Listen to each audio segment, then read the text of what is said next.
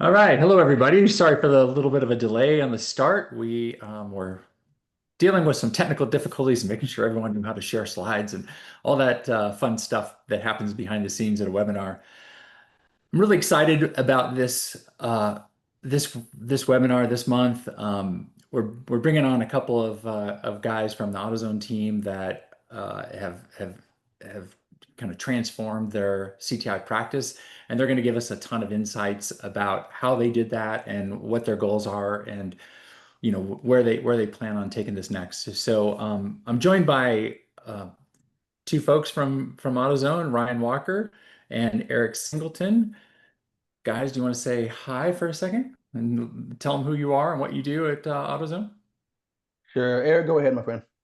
Yeah, Eric Singleton. I've been here at AutoZone for close to 20 years now. Have played a number of roles here at AutoZone, but most recently, over the past year and a half, I've come over to the InfoSec side of the world and been part of the CTI team since then. I've been partnering with Ryan in standing up this program.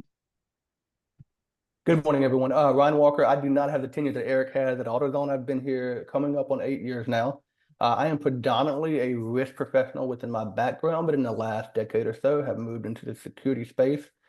Been fortunate to have a number of great roles at AutoZone, including IT project management, as well as GRC, third-party risk, and spent a little time in the SOC. And then now currently, we're about coming up on 2 years into working our way into continually maturing this cyber threat intelligence program. I am excited to chat with you today, and we're looking forward to showing you some of the wins that we have had, some of the losses as well over the past little while. Awesome. So just as a reminder, if you want to ask a question, please do use the Q&A function to ask a question. Those questions will show up in our little Q&A panel, and we may answer them just in that little function right there, just by typing an answer, or we might break into the actual webinar and ask that live so that everybody can hear the answer as well. One more person that's on the call that I wanted to point out is Andy Castro. Andy is one of our TI advisors who works with the AutoZone team. Andy, you want to give a quick introduction? Hey guys, yeah, Andy here, CTI analyst, several years in defense and education sector, also in the Army Reserves, and cyber threat or senior threat intelligence advisor here at Feedly. So wonderful team to work with, and looking forward to this presentation.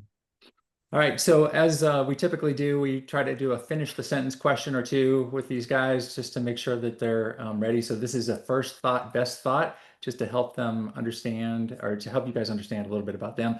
So first one for fun. When I need to relax, I like to, Ryan. Yeah, so it's a couple things that come to mind first. So I like going to the gym quite a lot. It's something me and my wife do together. So when I need to relax, which is quite often these days, I will do that. I will also have a cigar. Kind of two opposite ends of the spectrums of each other, but they kind of pair well together to get me nice and relaxed. So that's a great question. Eric. Yeah, when I want to get really nice and relaxed, enjoy heading over to East Tennessee and spending time in the mountains and getting tucked away there. Also, me and Ryan have one big thing in common, and that's the love of cigars. I do enjoy sitting down and have a good cigar. Andy. I mean, with the last name of Castro, I have to also smoke cigars. So, but no, outside of that, definitely actually working on my car and popping by AutoZone, not just a shameless plug there. That is great. That is great. I will say real quickly for me is I love going to the mountains too. I'm in Colorado, and that's one of our favorite things to do. So getting into a river and fly fishing is peace for me. One more question. So one recent or current security threat that I've seen that gives me concern is, Ryan. Yeah, so tool shell. So the recent Microsoft vulnerabilities, so there were 3 that were strung together. 2 got repaired. 1 was kind of overlooked in some form or fashion, and it caused quite a stir for us in the past couple of weeks to get a feel for where we actually fell with that vulnerability, what we needed to do, if anything, what a remediation project looked like. So that one came, as they do, those rockstar vulnerabilities, which we'll talk about in just a bit, came overnight. Surprised me just a bit. Eric? Yeah, the one that's also probably been on everybody else's mind, Scattered Spider. That's been a big one. That's been a lot of concern. That, love them or hate them, or however you look at it, they're pretty impressive on the work that they do. So they've been on our radar. So I've been doing a lot of research and looking at them. So Andy, across the client set that you've been serving, what's a big one that comes up for you? Oof. I guess it's personal experience plus customer set. I would say the 4 letters CMDB, right? Knowing what you have and what you don't have, and to being able to defend what you can't see. That's a All great right. segue also, Andy. So nicely done. All right, one quick slide on Feedly. So if you're not familiar with Feedly, hopefully you're using Feedly in some way or another. You can obviously get started really easy with a 7-day trial just by going to Feedly/threat intelligence and clicking on the start a trial. But Feedly takes thousands and thousands of open source intelligence sources. We bring in all that information, a couple million articles per day in raw noise, and we use our AI to index that, to tag the different things that we find, like CVEs and threat actors, and we cross-reference all that stuff in our Feedly threat graph.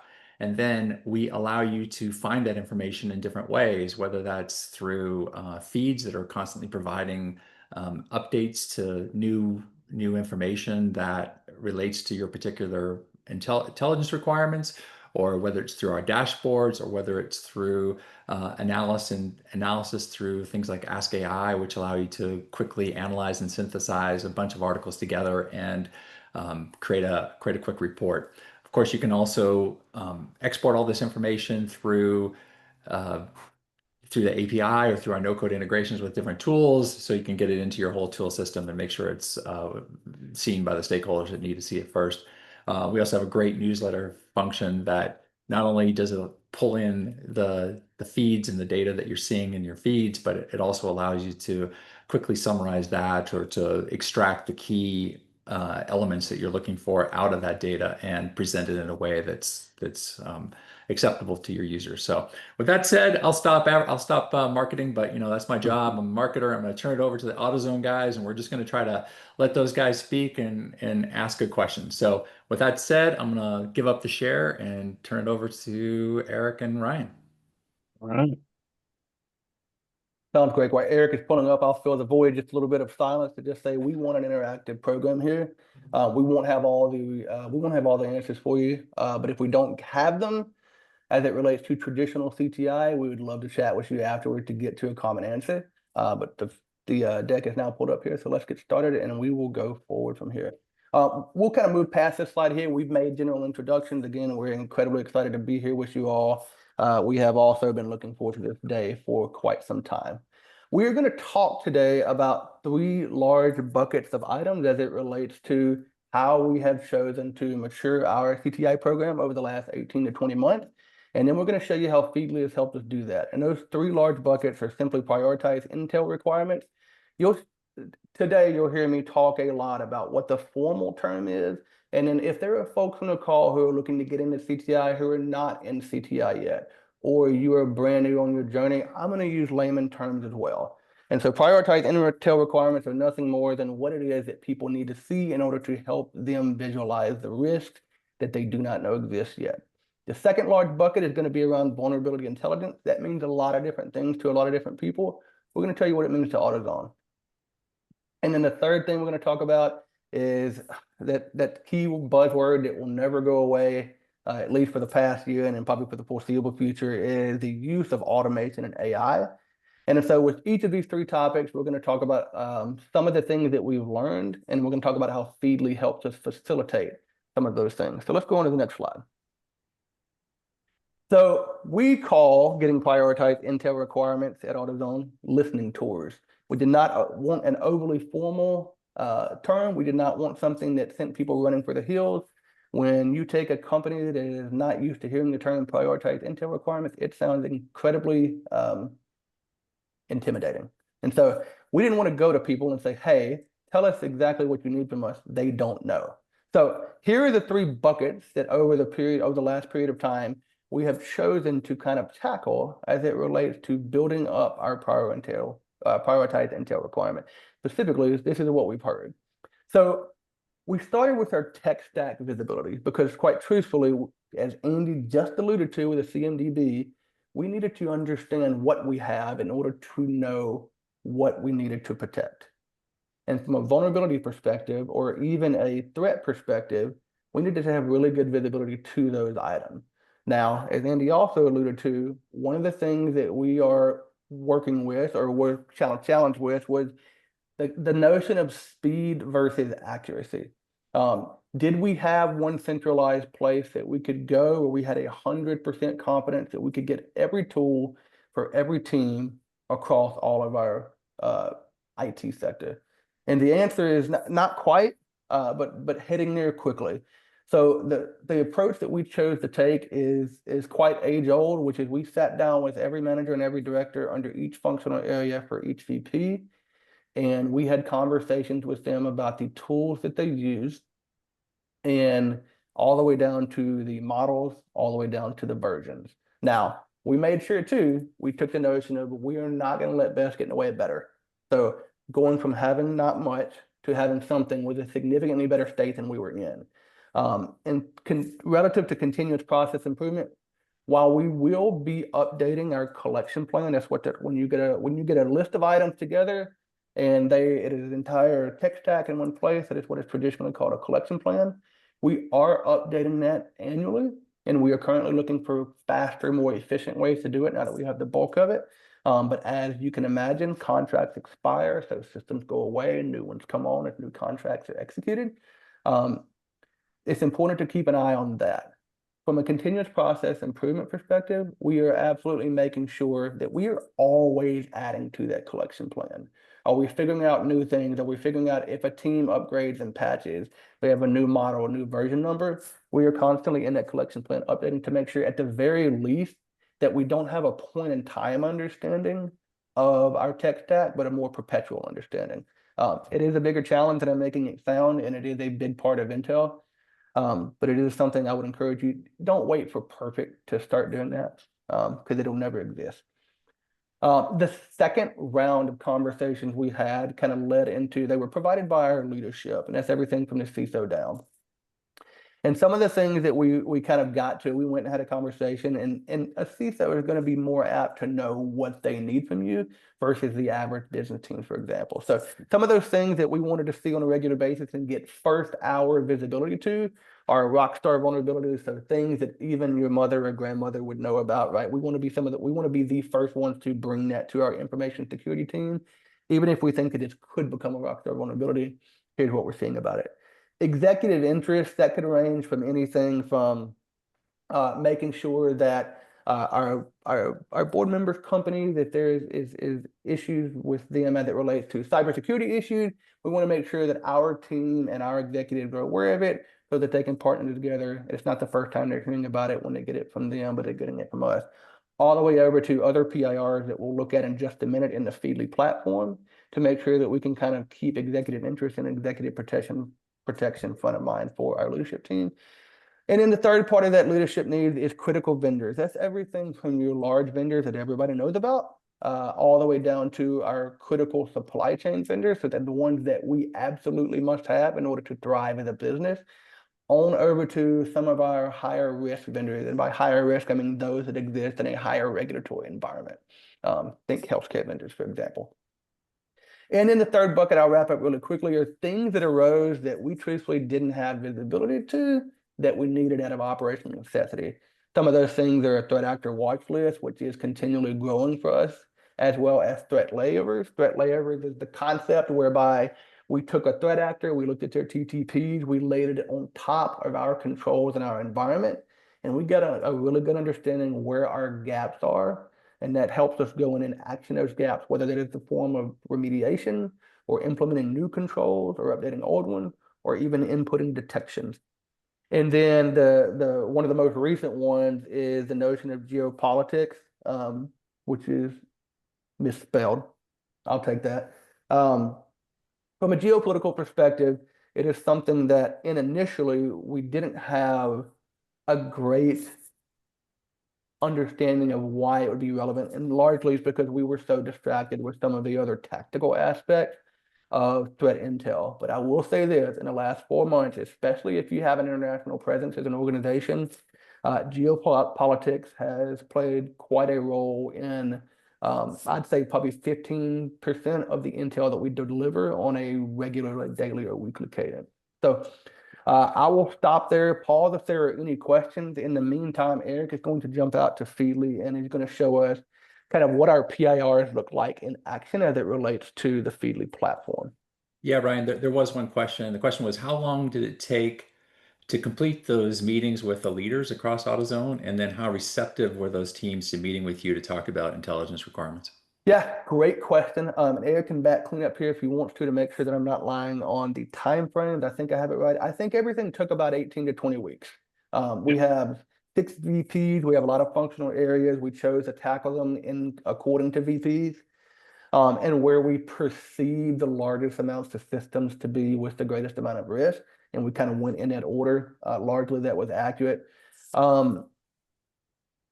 I think receptive, yes. I think AutoZone as a whole is an incredibly receptive culture to continually improving. We are a team, we are a group and an enterprise that likes to pivot when we need to.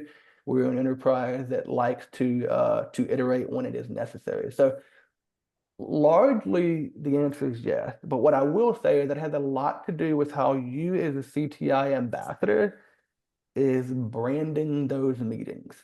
It can't be, I need things from you. I have booked time on Tuesday for you to give me what I need. From the perspective of what Sean was saying previously, if you're not a marketer, you need to learn to be one just a bit. And that is, here is what AutoZone needs from the perspective. Here's what I need from you. I am willing to help you get a good understanding of what it is that we need to provide for a prioritized intel requirement.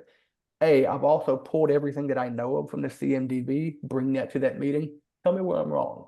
And I think if you go in with a little legwork prior to, they see that you care, it helps them care. All right, thank you.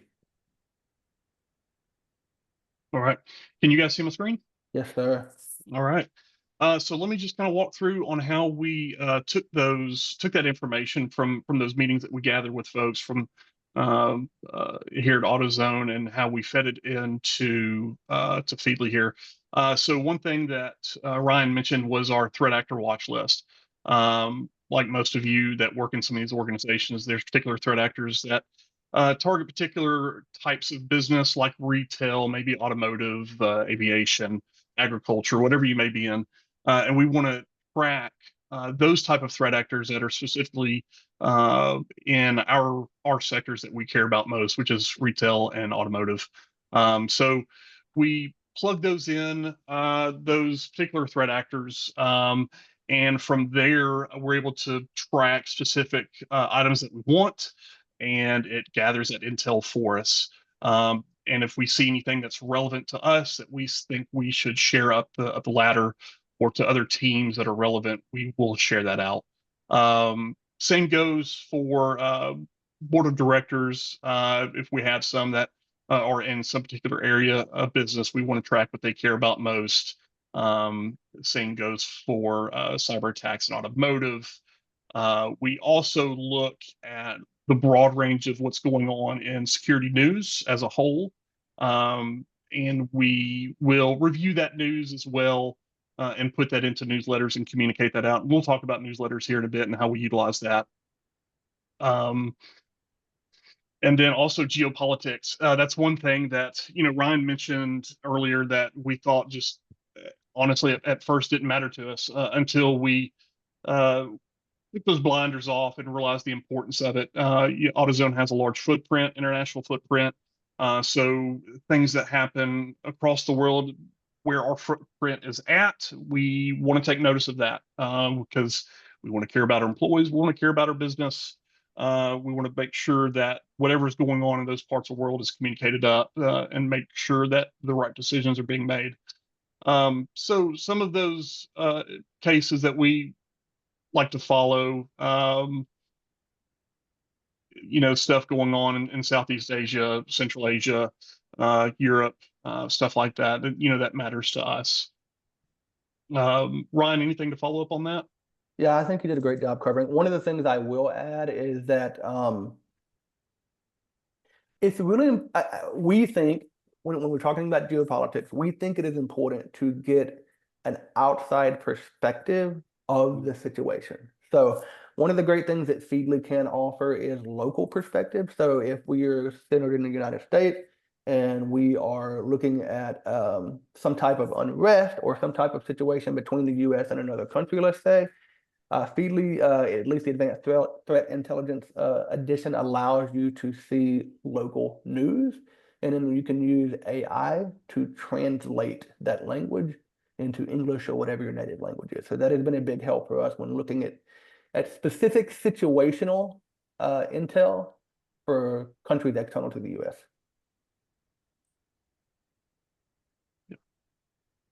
All right. There's one related question. It says, how frequently are you sharing these news feeds with your stakeholders?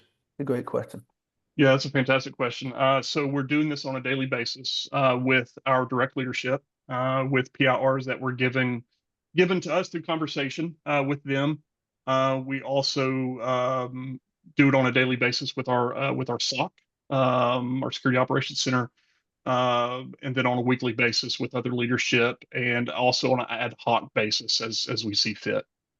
Was that part of your PIR process, was to determine what frequency they wanted to see this stuff? Yes. Yeah, makes sense. Because and that's a great question too, Sean. Is we didn't know, we being Eric and myself, we didn't know what the right cadence was. They didn't know what the right cadence was, and some of it was like, let's try it and see what happens. And then we're like, oh, okay, daily is too much, or in certain cases, daily is not enough.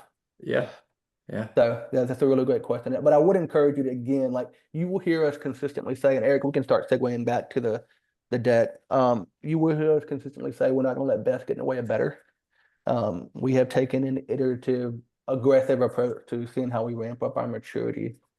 And it's so far so good. Before you move on from PIRs, there was one more question. It says, do you engage with other teams that aren't in IT or cyberspace, such as HR or finance, to see if they had any CTI needs?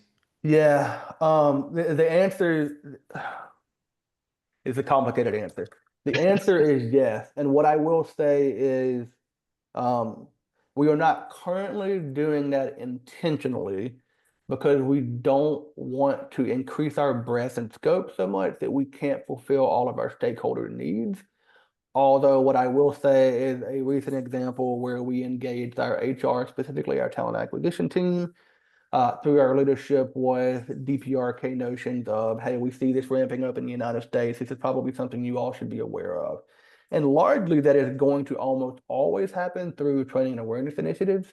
And so one of the things that we're focused on right now is working with our GRC team in IT, who owns the training and awareness for the enterprise as a whole, and going through that lane. So I will say, yes, we touch all those aspects from a topics perspective, but we don't regularly engage with stakeholders in other functional areas to conduct what is commonly being referred to now as like OSINT as a service internally.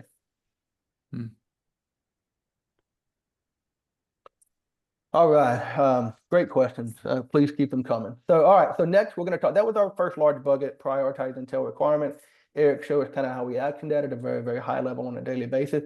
To kind of circle back with the newsletter question earlier, I did want to put you at ease. We have a whole section about newsletters, so we're going to get into the nitty-gritty of those towards the end of it when we talk about automation and AI.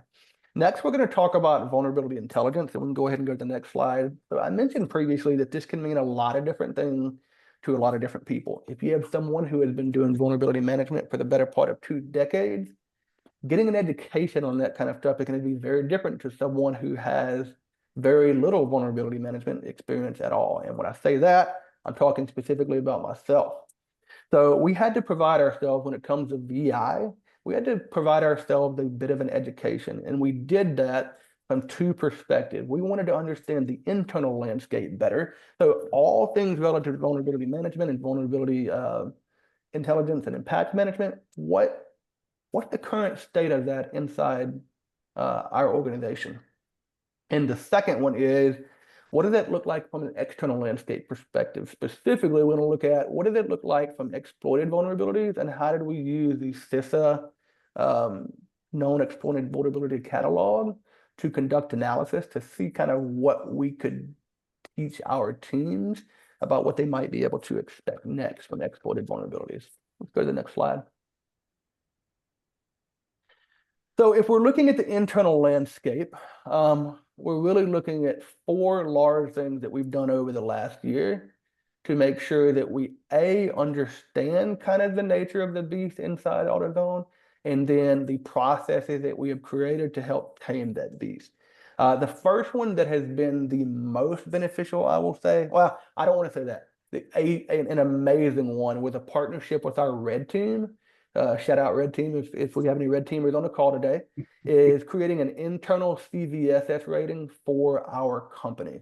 It's very common to see a vulnerability. It's very common to see that CVSS rolling out of 10. And then everybody gets their antennas up and start moving maybe a little faster than they should before understanding whether or not that CVSS of 10 is relative to your particular ecosystem or environment. And so we had one of the things we wanted to do when that occurred, because it happened a lot, because Feedly was so great for us. We were getting an influx of information before we really started to tune down the noise. And we were creating some alarm where there didn't necessarily need to be. So we would partner with our red team, and we still do this on a daily basis. Whenever exploited vulnerabilities arise or POCs exist for vulnerabilities that we know we have in our ecosystem, we partner with them to create our own internal rating recommendation. And for those rating recommendations, we have internal SLAs that we work with our business team to get accomplished from either a patching perspective or a remediation perspective. On over to the right is the Patch Tuesday calendar. So as we got into vulnerability dashboarding, which we'll look at in just a second, Patch Tuesday became a very visible thing, not just for Microsoft, but for other brands as well. But the horse that kind of came into town first was the Microsoft Patch Tuesday. As we were looking at those things, and we pulling things, again, like with the CVSS of 10, you see that Patch Tuesday for the first time, and you provide, let's say, org-wide visibility to, hey, this is what the patch looks like today. It can create a bit of stir. So one of the things that we wanted to make visible to our teams as well was for all of our internal teams that have large patching efforts and they already have an established patching cadence, we wanted to make the organization aware of that. For example, if today is June 1st and it happens to be Tuesday and Patch Tuesday is released, we can't go bombard our desktop engineering team with these, because we haven't even provided them a time to ensue their standard patching cadence for, let's say, all of desktops for Windows. So creating a calendar that took a minute to kind of work with all the different teams to do that, whether it's from our, well, I won't say all the teams. So as we went through that and we built those calendars, we really started to see, oh, this is what the footprint looks like. So this is when this team patches and when they're completed. This is when this team starts their patch. But then there's wave 1, wave 2 of testing, and then wave 3 typically completed this day. Making those things visible to leadership especially has allowed us to extend our stakeholders, our patching teams, some time and courtesy when it comes to, okay, this came out today, for example, we see that you intend to have it patched in 3 weeks. If it is not an emergency, we will come back and check at that point. Please continue doing your thing. That has been well received, because basically we tap our business teams a lot less than we used to on the shoulder. And trust me when I tell you, everybody likes that more. The third thing that we kind of came into, again, was same-day visibility. And Eric, you can start jumping out real quick to show this particular thing. But for those who don't know, Feedly has an incredible product where they do same-day dashboarding for Microsoft Patch Tuesday. And it has been a game changer for us. So Eric is going to show that real quick, but and we'll look into one of the reports, so we can just start with the most recent one. But This is something that is out on the web that you can access, and it has been great for dashboarding perspective. So we put this on our daily feed every time there is a Patch Tuesday to inform our leadership of what kind of consisted of the patch and what the total patch looks like. So we'll take a look at that, Eric. Yeah, Ryan, can you see it on the screen? Yes, sir. Okay. Yeah, this is a great resource that that Feedly provides on a monthly basis every Patch Tuesday. Any vulnerability security patches that come through, we are able to review those. If there's something that's of concern, we'll then hit up that red team process. We'll shoot it over to them, gather all the information that they need, and run through that process and ensure that there's no huge concern that we need to move forward with any emergency patching. Otherwise, we just trust the process and let the desktop engineering team do their job. We also utilize a lot of that internal writings. We use that vulnerability dashboard as well to track those vulnerabilities. That's been a huge help for us. We do it several different ways. We actually took our whole tech stack that we gathered through meetings with all of our VPs and IT directors, and we plugged that in to Feedly. Yes, it took a little bit of time. Yes, it was tedious, but the output definitely has been beneficial for us. As we get that same day visibility when anything hits the news or hits the web, we know about it pretty quick. So that's been great. We're able to track everything from the CISA KEV. Anything that hits there pops up in here pretty quick in the vulnerability dashboard. What's great about this too is you're able to really filter down to really what matters to you. One thing that Sean said at the beginning is, Feedly pulls from millions of articles from the web. So what he said, it can be a lot of noise, but what's great that Feedly does is you can really filter down that noise and get down to the nitty gritty to what matters to you. And that's one thing that we really utilize with this vulnerability dashboard is we use that filtering to get to the information that we care about the most. So the CISA KEV list, I'm sure a majority of you are familiar with that. That's one thing that we care about. So we want to know what's coming out as quickly as possible on there to see if it's going to be relevant to us. We even dig down a little deeper as well and got it switched out to each VP and the tech stack that they're responsible for. And we're able to track any vulnerabilities that come down, whether it's Cisco or Microsoft, Palo Alto, whatever that may be. We're able to pick on those pretty quick.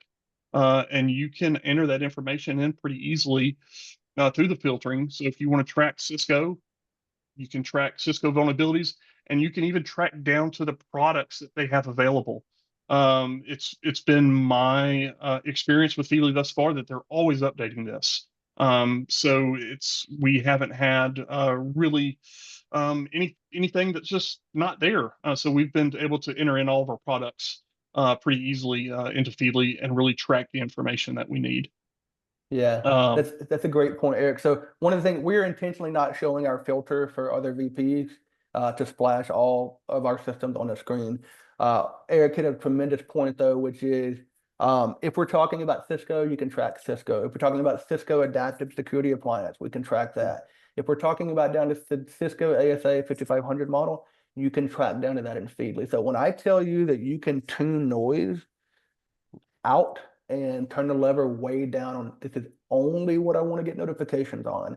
And for example, I don't want to see a CVSS, external CVSS for Cisco ASA if it is below a 7, or only if it's between a 9 and a 10, or everything in between under the sun. And by that notion, I'll only want to see if it's trending. Trending means it's likely exploitable, or I only want to see it if it is this plus it is known to currently be exploited. You can create anything under the sun from a tuning perspective.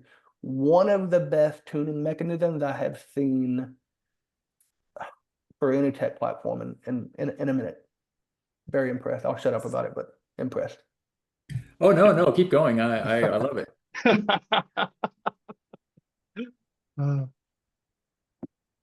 All right. Let's pull the deck Right. back up, Eric. All right. Let's do that. There are a few more questions for you, but I think you're going to address them in the next section. So I'm just kind of holding back a little bit.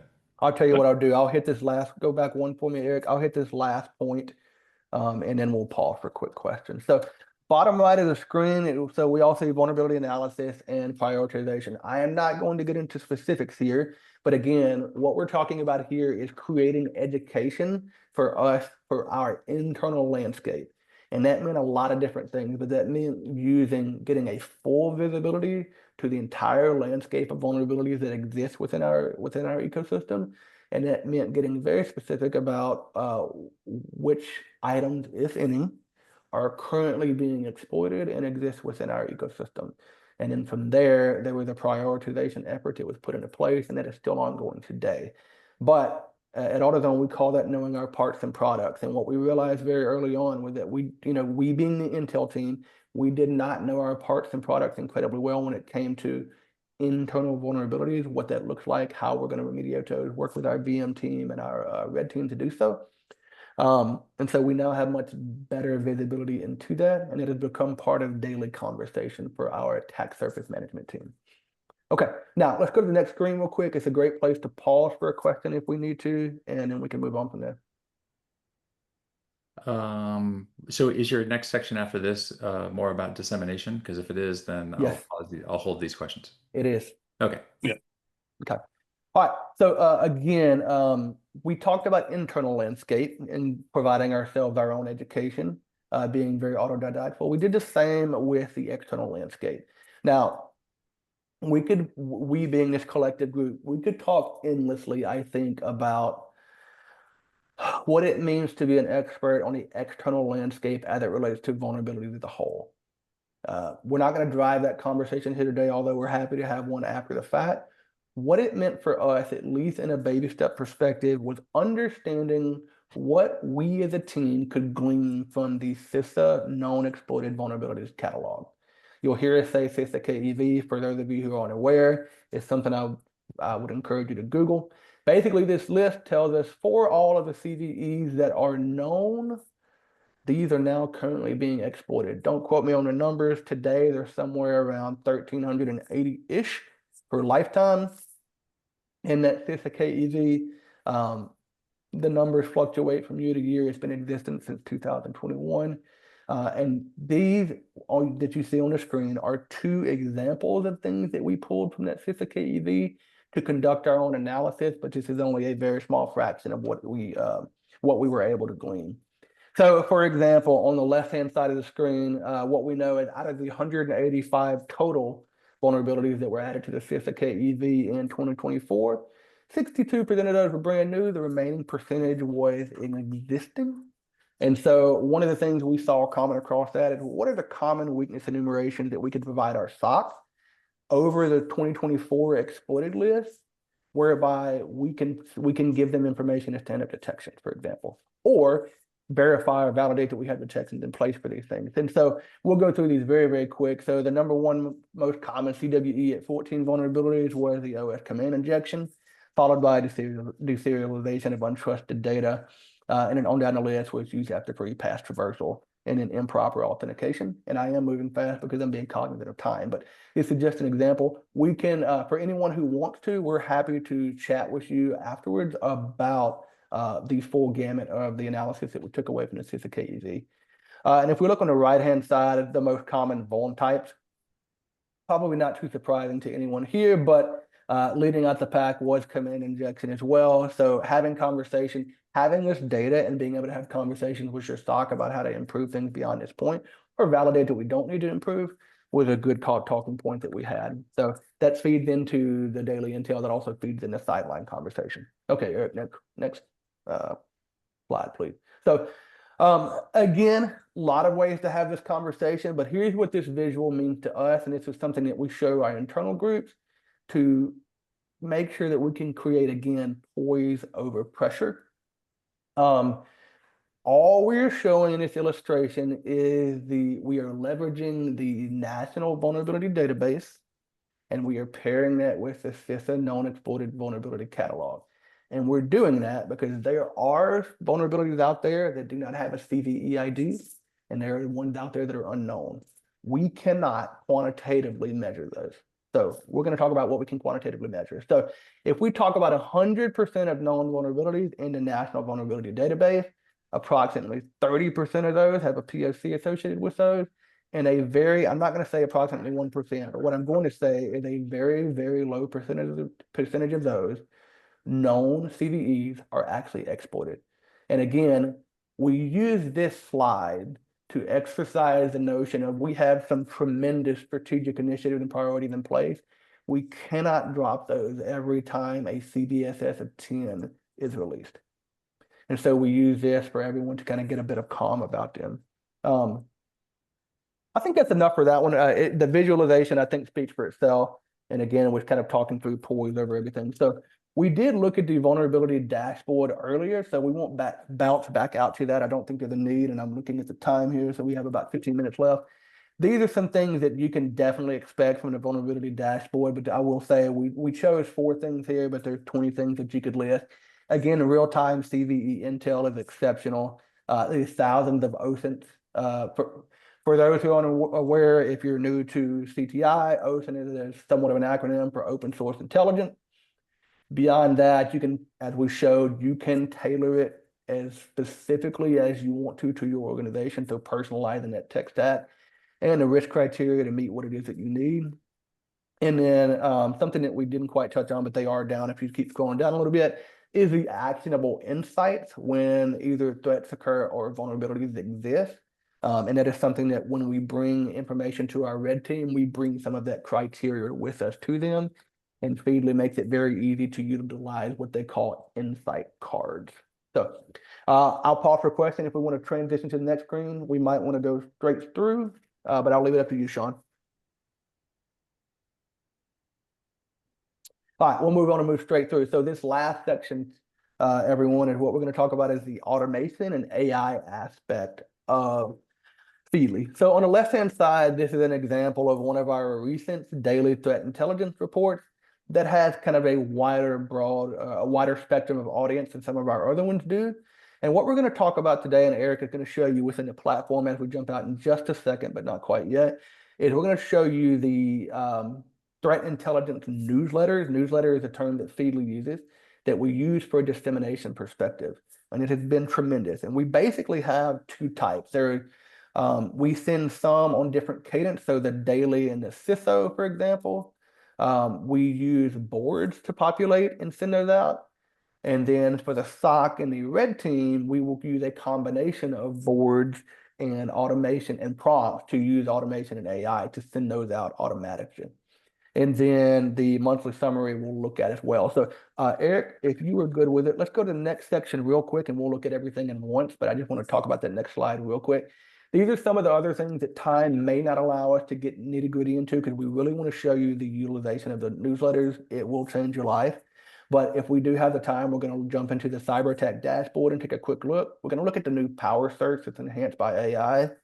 And we're going to look at the TTP dashboard. For those not aware, again, brand new to Intel, TTP is a acronym for tactics, techniques, and procedures that threat actors or the bad guys typically use when they are trying to infiltrate an organization or a team. So let's bounce out Eric real quick. We can use some of this time to answer questions if we need to, but again, we're going to talk about dissemination right now.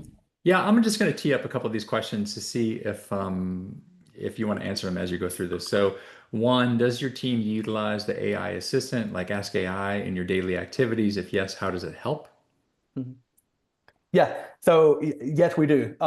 Eric, how much of a pain would it be to bounce back to the newsletter real quick in the deck? In the deck, Yeah. that won't be hard at all.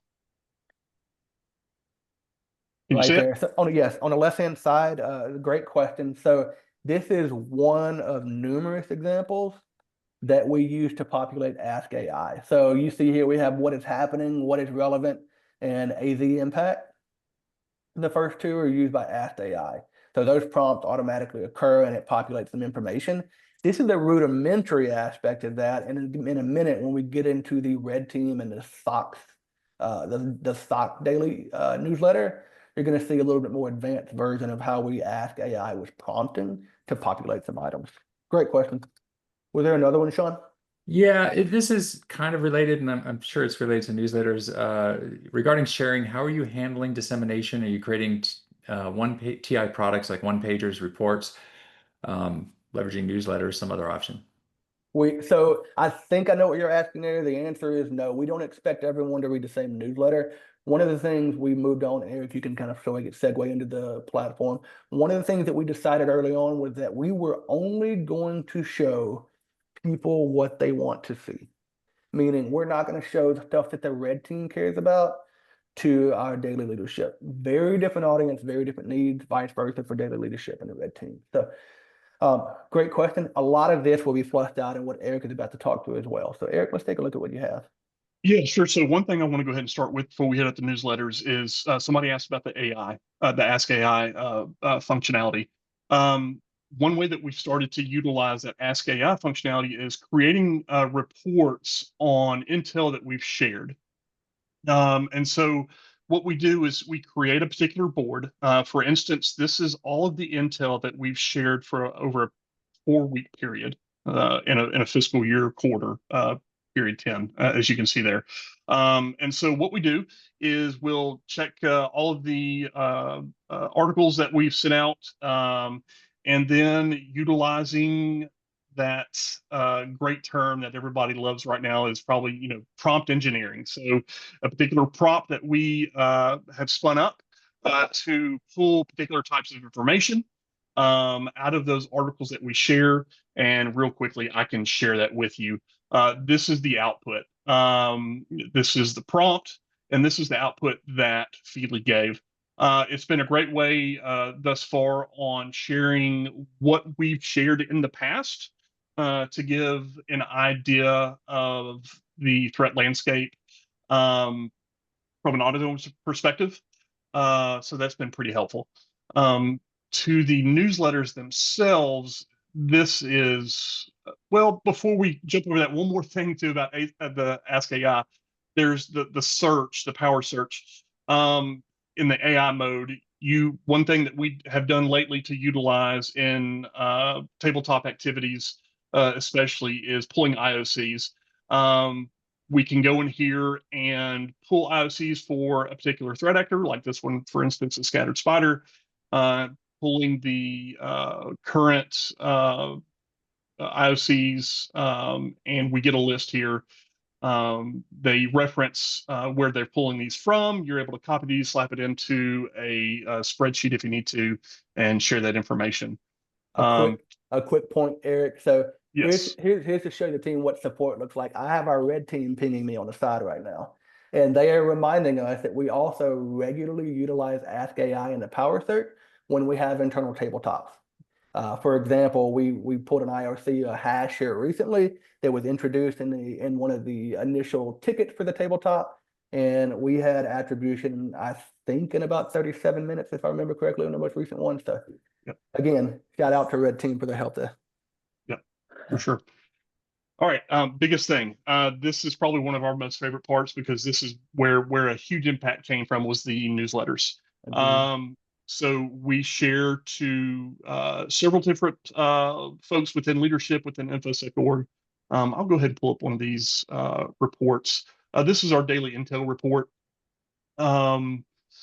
With the daily intel report, what we do here is this is where Ryan and I are going through on a daily basis and searching for relevant intel that our leadership cares about or would care about. And we'll add it to a board. We'll add our notes to those particular articles. And I'll even pull one of those up to give you an example. So one thing that's being talked about right now is the cyber attack of Orange Telecommunications over in France. That's making a lot of headway, and it's making a lot of waves at the moment. So that's something that we want to share up and make them aware of it. We'll add our notes, and those notes that we create, we do a mixture of utilizing the Ask AI to give us a summary, and then we'll provide some of our analytics on why it matters to AutoZone and if there's any impact to AutoZone. And that's where we're at our notes, and then it is then fed, as you probably saw the screenshot earlier. Let me pull this back up. So one of the reasons we touched this one and the other ones we may not, meaning adding our own context to analysis, is because we have those PIRs established from our leadership. But as a CTI analyst, you really need to put your hands on the intel when it comes to adding context for leadership. So Yeah, so as far as some of the AI and automation that we use for newsletter, we use it to get some summaries for articles. We also have some automated newsletters that we send on a daily basis to our SOC. From there, we actually partnered with Andy on this, and he helped us. He provided some prompting, and we fine-tuned it for what we would, what we think would utilize better for AutoZone. And we put that prompting into place, and we're able to pull some pretty good information and beneficial information for our SOC. We're able to pull IoCs that are being pulled out on a daily basis. Some more important information on current attacks that are going on, current intel reports that would be important for them to read, and so on. Hey, I Eric, know. related Yes. with the question around any tips on assembling those prompts? Like, how did you get to the point of prompting effectively? Yeah, so prompting effectively, that's a great idea. We actually partnered with Andy. Andy's been a huge help with doing that. He gave us the foundation, he gave us the groundwork, and then we just fine-tuned that prompting to what fits us best.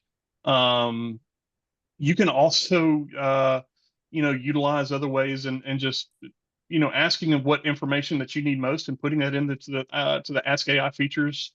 You'll probably have to fine tune it a little bit best for yourself on getting what exactly you need. But Andy's been a big help for us in partnering on getting that information. I'd say that's a great question too, because again, with the journey, so we're doing it in a couple different ways, but 2-3 months after the fact, 6 months after the fact, 5-8 months after the fact, you're going to realize that you are not a great prompt engineer initially. And so as you continue to use this over and over, you realize, oh, there is absolutely a thing to prompt engineering skills, because we can kind of see those going up because the output is starting to get more and more crystallized. So that's a tremendous question as well. Yep. Ryan, anything to add? I don't think so. I may have missed it because I was answering other questions. I just wanted to make sure that we were able to show some of the red team and the SOC prompts. Yeah, I can pull up that SOC prompt here real quick. I've actually got that up.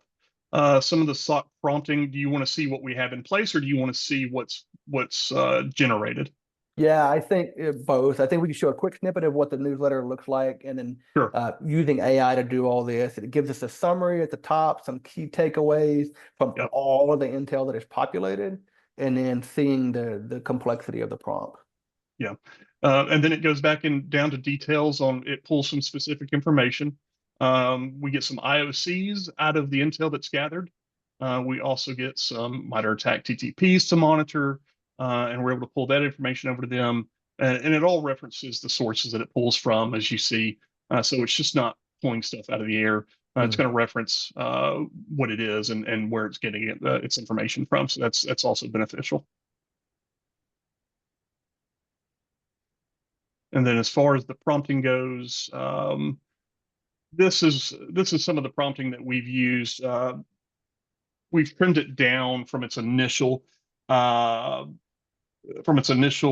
implementation, because at first it was just a lot of information, and our SOC was overwhelmed with the information that we were first giving them. And then after some conversations, we trimmed it up a bit and really got down to the nitty-gritty on what they really needed to see. So at first, this was probably triple the size in the original prompt, and then we're able to trim it down a good bit. I am looking. Thanks, Eric. That was perfect. Yep. I'm looking at the time. We have 2 minutes left. I don't want to take over Sean by any means. What I do wanted to say was pause for a quick second. Sean, do you have anywhere you want us to navigate real quick? That is largely the end of our deck, other than any Q&As. If that's the end of your deck, then let's just finish a couple of the questions from the audience. I think those are the most important thing. One question that came in right from the start was about Scattered Spider. It's the common initial access for Spider is impersonating an employee and tricking the IT help desk into resetting their Active Directory password and our access MFA tokens. Curious what AutoZone has specifically done against this threat. Yeah, that's more of a detection and controls question than a Feedly question. What I will say is if you will engage me on LinkedIn, I'm happy to sit and chat with you about kind of what we have done and kind of what we're looking to do. What I will say is how to use Feedly in order to do that is represented by everything that we've shown. So from a Scattered Spider perspective, they are one of our members on our threat actor watch list. So we put in specific TTP, or excuse me, we put in specific criteria for what we want to see about Scattered Spider. We really highly leverage the TTP Insights card.